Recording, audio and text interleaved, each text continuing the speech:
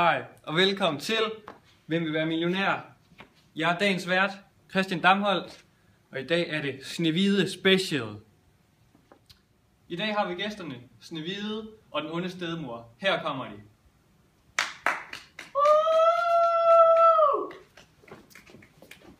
Bare sæt det ned, mine kære venner. Goddag og velkommen til. Goddag og velkommen til. Bare lige på hårdt. Første spørgsmål er, hvem er hovedpersonen i Snehvide? Er det A.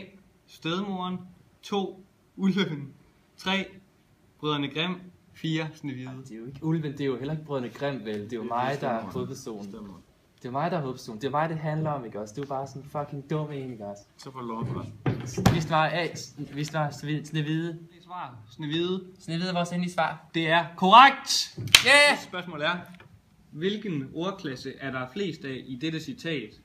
Spiegelein an der Wand, wer ist die schönste im ganzen Land? 1. Modelverber, 2. Kalorier, 3. Substantiver, 4. Verber. Hvad er jeres svar? kalorier. Nej, jeg er ikke helt sikker. Jeg synes, vi skal bruge en livline. Okay? Kan vi ikke bruge 50-50? Okay, 50-50. I bruger 50-50. De to svarmuligheder er nu kalorier eller substantiver. Ej, så må det næsten være substantiver. Altså, Kalorier. synes du ikke det? Nej, vi siger Jeg spiser så mange substantiver. kalorier. Det er korrekt. Yes! Substantiver er Det sagde vi korrekt. jo. Men nu kommer der lige et ekstra spørgsmål. Hvilken virkning har det på en tekst? Det gør teksten mere malende. Jeg ved ikke, hvad en tekst er.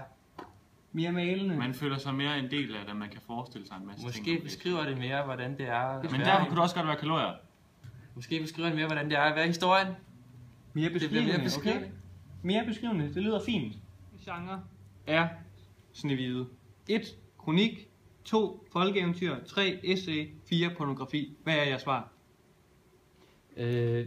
Folkeeventyr. Eventyr, det er noget fedt noget. Det er korrekt. Folkeeventyr. Yay! Bum. Men hvad kendetegner denne genre? Vandrehistorier. Og hvad mener du det? Det mener, at der er en, der fortæller den, så er der en, der hører den, og så fortæller den videre. Okay, så ingen forfatter eller noget. Nej. Super. Spørgsmål 4. Pissegod. Hvilke fællestræk er der mellem Brødrene Grimm og Snehvide? 1. De har begge to været på en dannelsesrejse. 2. Samme køn.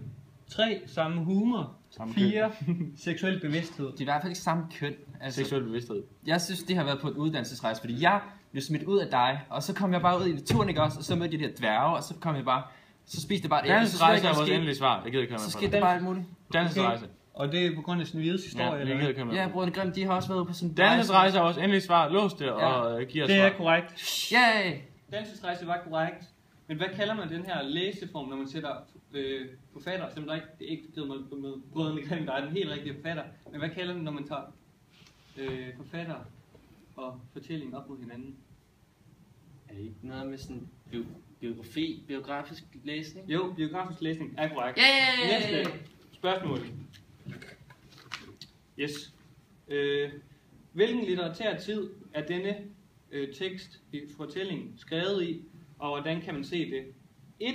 Industrialiseringen, fordi der er mange maskiner. Romantikken, fordi naturen er lovprist og smuk. 3. Middelalderen, fordi der er prinsesser og prinser og så videre. Og 4. Det er det moderne gennembrud, fordi Herman Bang er forfatter. Det må næsten være romantikken, fordi jeg har været ude at se naturen, den var bare så smuk. Og det var bare så flot over det hele, ikke også? Så det er romantik, det var romantikken låser Ja. det nu så. Det er korrekt. Direkte videre på næste spørgsmål. Hvem er den smukkeste i dette kongerige? Det ved jeg ikke, altså. Stedmor. Stedmor? Det er mig.